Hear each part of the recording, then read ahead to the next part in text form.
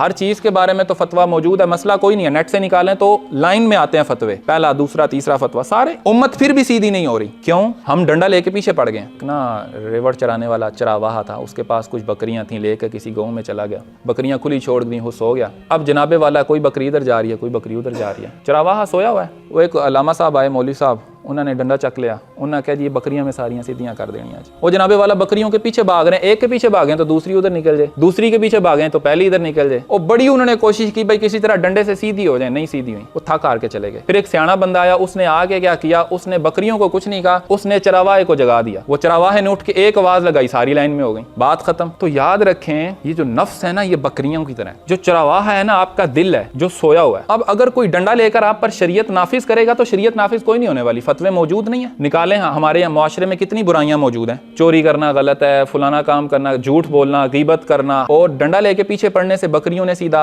नहीं होना। कोई सियाना बंदा ढूंढे जो आपके चरावाहे को जगा दे। हुजूर ने फरमाया ना, पूरी जिस्म में एक ही लोथड़ा है, उस लोथड़े को साफ कर लो तो जिस्म साफ हो जाएगा। किसी को नेक करना चाहे ना, हमारे यहाँ पर जो तंजीमें नेक करने के लिए बड़ी कोशिशें कर रहे हैं, चलो जी दाढ़ी रख लो, चलो जी कपड़े शपड़े सेट कर, जाहिर पर काम करना शुरू करा देते हैं। हुजूर ने फरमाया पहले दिल सेट होगा तो जिस्म पर उसके असरात आएंगे। दिल ही नहीं सेट किया, जितनी मर्जी आप उसके जाहिर के ऊपर कोशिश कर लें, वो फिर वहीं का वहीं होगा।